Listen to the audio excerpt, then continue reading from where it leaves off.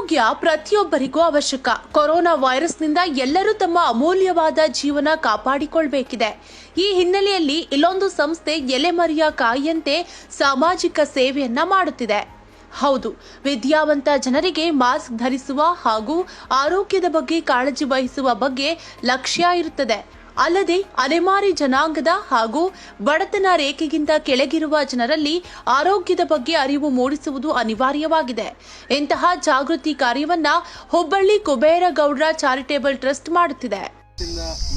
ಎಲ್ಲರಿಗೂ ಇಲ್ಲಿ ಎಷ್ಟು ಮಂದಿ ಇದ್ದಾರೆ ಅವರಿಗೆ ಮಾಸ್ಕ್ ಹಂಚ್ತಾ ಇದ್ದೇವೆ. ನಾವು ಎಜುಕೇಟೆಡ್ ಆಗಿ ಎಜುಕೇಟ್ ಮಾಡಬೇಕು ಎಲ್ಲರಿಗೂ ಏನಾಗ್ತಾ ಇದೆ ಅಂತ.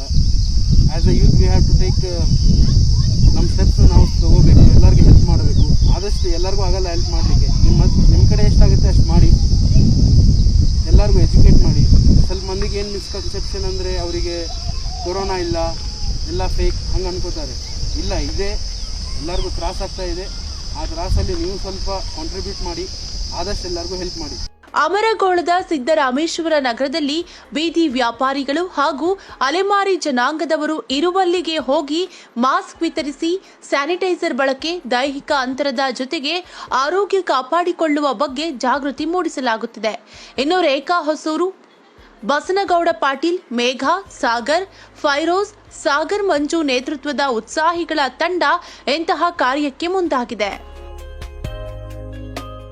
Download Public Next.